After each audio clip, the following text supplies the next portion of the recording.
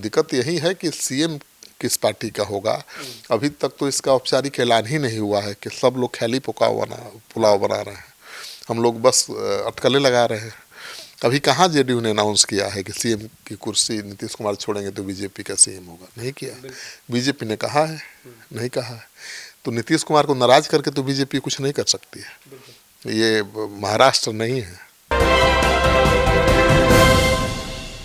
नमस्कार, city post live देख रहा है, मैं हूं आपके साथ उत्तम झा। देखिए, असम और बंगाल में चुनाव है। इन दोनों राज्यों के अलावा 5 राज्यों में चुनाव हो रहे हैं, लेकिन सबसे बड़ा बात है कि असम और बंगाल को लेकर बीजेपी ने स्टार प्रचारकों की जो लिस्ट है वो जारी कर दी है। अभी हमारे साथ editor in chief Shrikant Pattu sir है। सर, किस तरीके से देखते हैं? सभी दिग्गज नेताओं का इसमें नाम है, लेकिन विजय सिन्हा जो डिप्टी सीएम है बिहार के, उनका नाम नहीं है। बीजेपी क्या संदेश देना चाह रही है? विजय सिन्हा का नाम क्यों नहीं है बंगाल में, ये तो चौंकाने वाली बात है, क्योंकि सम्राट चौधरी का नाम है, तमाम बीजेपी के नेताओं, बड़े नेताओं का नाम है। मंगल पांडे तो प्रभारी ही हैं वहाँ के, फिर भी विजय सिन्हा का नाम नहीं है, तो कुछ मैसेज तो है।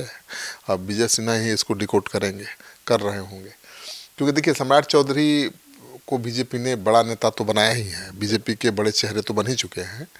उनको सबसे पहले प्रदेश अध्यक्ष बनाया, फिर उसके बाद उनको डिप्टी सीएम बनाया, फिर गृह मंत्रालय दिलवाया, और सीएम की रेस में सबसे आगे भी दिखाई दे रहे हैं। और बीजेपी ने जो स्टार प्रचारकों की सूची बनाई है उसमें विजय सिन्हा का नाम नहीं है, ये थोड़ा चिंता बढ़ाने वाली है विजय सिन्हा की। और ऐसे भी सवाल उठ रहा है कि अगर सरकार बदलेगी बिहार में तो विजय सिन्हा की भूमिका क्या होगी, क्योंकि विजय सिन्हा, सम्राट चौधरी दोनों डिप्टी सीएम हैं।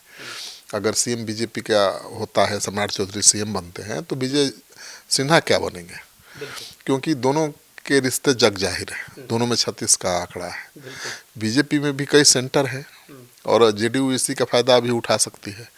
जेडीयू के नेता और नीतीश कुमार के बेहद करीबी हैं जनार्दन सिंह, जो प्रिंसिपल हैं और नीतीश कुमार के बहुत करीबी हैं, बहुत विश्वास पात्र हैं। उन्होंने आज ही कहा है मेरे से खास बातचीत में कि बीजेपी में तो एक दूसरे की काट में नेता लगे हुए हैं, बीजेपी में कोई नेता ही नहीं है जो नीतीश कुमार की जगह ले ले। ऐसे में निशांत को ही सीएम बनना चाहिए।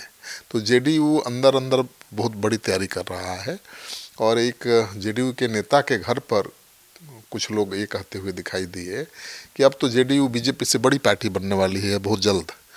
मतलब जेडीयू बीजेपी से बड़ी पार्टी बनने की भी तैयारी कर रही है। सर, आपने हाल ही के डिबेट में भी कहा भी था कि जेडीयू जो है तैयारी कर रही है बड़ी पार्टी बनने की। हाँ, तो अब आज तो कंफर्मेशन इसका आया कि नहीं भाई, 92 विधायकों वाली पार्टी बन जाएगी, ये दावा किया गया। तो बीजेपी के तो 89 विधायक हैं, 88 कह दीजिए सर, 88 भी नहीं है, एक तो नितिन नवीन कम हो गए और विधानसभा अध्यक्ष को आप गिनती नहीं कर सकते, तो 87 ही हैं, और जेडीयू के 85 हैं, और अब 92 का दावा किया जा रहा है। मतलब 7 विधायकों का जुगाड़ जेडीयू ने कैसे कर लिया? तो सूत्र यही बता रहे हैं कि कांग्रेस के 6 में से 5 विधायक आने के लिए तैयार है जेडीयू में, और एक बीएसपी के विधायक और एक आईपी गुप्ता से बात चल रही है। तो 7 विधायक बहुत जल्द जेडीयू ज्वाइन कर सकते हैं। तो हो सकता है कि नीतीश कुमार के इस्तीफा देने के पहले ही ज्वाइन कर ले और जेडीयू बीजेपी से बड़ी पार्टी बन जाए। बीजेपी से बड़ी पार्टी बनने के लिए 3 विधायक ही काफ़ी हैं अब, लेकिन अब 7 विधायकों के ज्वाइन करने का दावा किया जा रहा है। तो अंदर ही अंदर बहुत बड़ी तैयारी चल रही है। एक वीडियो सर सोशल मीडिया पे काफ़ी देर से वायरल हो रहा है, विजय सिन्हा का वो वीडियो है। उसमें उनसे पूछा जाता है पत्रकारों के द्वारा कि आप सीएम की रेस में नहीं है, तो उन्होंने कहा है कि मैं सीएम के रेस से बाहर हूँ, लेकिन जनसेवक के रेस में आगे चल रहा हूँ। हाँ बिल्कुल, उन्होंने कहा है, मतलब उनकी नाराजगी भी झलकती है। वो कह रहे हैं कि भले कोई सीएम बन जाए जाति के समीकरण के आधार पर, लेकिन काम में मुझे कोई पीछे नहीं छोड़ सकता। और काम तो कर ही रहे हैं, विजय सिन्हा एक्टिव तो है ही, और राजस्व भूमि सुधार मंत्री हैं, लगातार लोगों की समस्याएं सुन रहे हैं, चर्चा में भी बने हुए हैं। लेकिन सीएम के रेस में तो जातीय समीकरण से भी वो फिट नहीं बैठते हैं, क्योंकि अभी तो राजनीति हो रही है पिछड़ी जातियों, अति पिछड़ी जाति की राजनीति हो रही है, ओबीसी ईबीसी की राजनीति हो रही है, उसमें वो फिट नहीं बैठते हैं। तो उनको पता है कि बड़ा मुश्किल काम है स्वर्ण समाज से आने के बाद सीएम बनना, और उसी को उन्होंने व्यक्त किया है। स्टार प्रचारकों की जो लिस्ट है उस पर सर एक आखिरी सवाल रहेगा कि विपक्ष निशाना साध रहा है कि नितिन नवीन का जो नाम है वो दूसरे नंबर पर है, पहले नंबर पर नाम नरेंद्र मोदी का है। हालांकि उन्होंने कहा था कि ये हमारे बॉस हैं, हम लोग कार्यकर्ता हैं, लेकिन नाम उनका जो है दूसरे नंबर पे है। पहले नंबर पर नरेंद्र मोदी का नाम है। हाँ, वो तो प्रधानमंत्री हैं।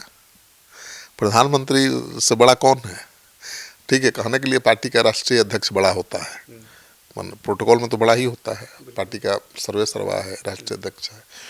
लेकिन प्रैक्टिकली आप देख लीजिए तो प्रधानमंत्री ही सबसे बड़े स्टार कैंपेनर हैं।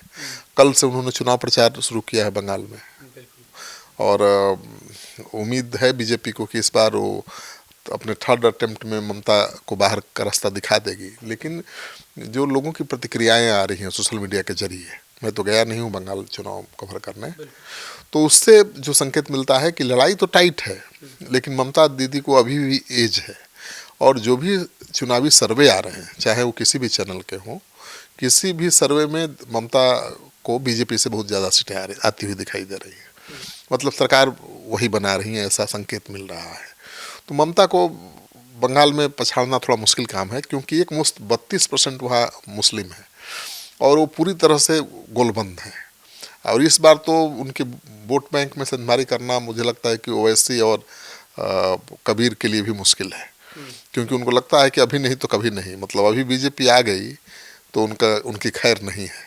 तो ममता के वोटर्स बहुत गोलबंद हैं। बीजेपी को ममता के कोर वोट बैंक में सिंधमारी करनी पड़ेगी, और कम से कम 5 से 7% वोट में सिंधमारी करेगी, तब बीजेपी की बात बनेगी।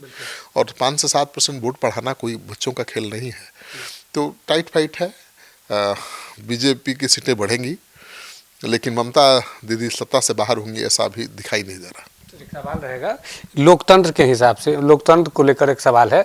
बिहार में चुनाव हुए, 10,000 महिलाओं को दिया गया रोजगार करने के लिए। असम में भी महिलाओं को 9-9 हज़ार रुपये दिए गए। वहीं जो गृह मंत्री है केंद्र के, उन्होंने असम में कह दिया है कि जीतने के बाद भारतीय जनता पार्टी जो है हर परिवार में गाय और भैंस देने का काम करेंगे। ये अमित शाह ने जाकर वादा कर दिया। हाँ बिल्कुल, उनका वीडियो तो सोशल मीडिया वायरल हो रहा है कि चुनाव जीतने के बाद बीजेपी सबको एक भैंस और एक गाय देगी। तो है तो बड़ा ऐलान। अब देखिए, आज का चुनाव इसी तरह के फ्री बीज पर ही लड़ा जा रहा है। जहाँ सरकार है, सरकार भी फ्री बीज का अनाउंस करती है, विपक्ष भी करता है, लेकिन सरकार पर लोग ज़्यादा भरोसा करते हैं। तो जिसकी जहाँ सरकार है उसके वादे पर लोग ज़्यादा भरोसा करते हैं। बिहार में भी नीतीश कुमार ने वही किया, 10,000 रुपये का ऐलान करके, ऐलान ही नहीं किया, चुनाव से पहले देना भी शुरू कर दिया, और उसका असर दिखा। तेजस्वी यादव तो उनसे भी बड़े बड़े ऐलान कर रहे थे, लेकिन लोगों ने भरोसा नहीं जताया और नीतीश कुमार के पक्ष में गोलबंद हो गए। तो बंगाल में भी ममता दीदी ने ऐसा ही कुछ किया है। बहुत दिनों से वो महिलाओं को तो पैसा दे ही रही थी, हर महीने 1,000 रुपया, अब उसको बढ़ाकर 1,500 कर दिया है। युवाओं के, बेरोजगार युवाओं के लिए भी उन्होंने 1,500 रुपये का भत्ता शुरू कर दिया है, और युवा उसमें रुचि भी दिखाए, मतलब फार्म भरने के लिए मारामारी देखी गई। तो ममता बनर्जी भी पीछे थोड़े हैं, वो भी फ्री बीज खूब दे रही हैं, उसका लाभ भी उनको मिलेगा। महिला, देखिए ममता बनर्जी हमेशा बंगाली बनाम हिंदुस्तानी की लड़ाई बनाती रही है। वहाँ बंगाल में उत्तर भारतीयों को हिंदुस्तानी कहा जाता है, और वहाँ हिंदुस्तानी बंगाली की लड़ाई वो करा के ममता बनर्जी हमेशा जीत हासिल करती रही है। इस बार हिंदुस्तानी कितने गोलबंद होते हैं बीजेपी के पक्ष में, मतलब उत्तर प्रदेश, बिहार और दूसरे राज्यों से आने वाले लोग, हिंदी भाषी लोग, ये देखना दिलचस्प होगा। हाँ, वो चाहते ज़रूर है कि बीजेपी आ जाए ममता की जगह पर, क्योंकि उनको हर जगह प्रताड़ना झेलनी पड़ती है, टीएमसी के कैडर को रंगदारी देनी पड़ती है, लेकिन खुलकर वो विरोध नहीं कर पाते हैं। नहीं चाहते हुए भी ममता की पार्टी के साथ खड़े दिखाई देते हैं वो।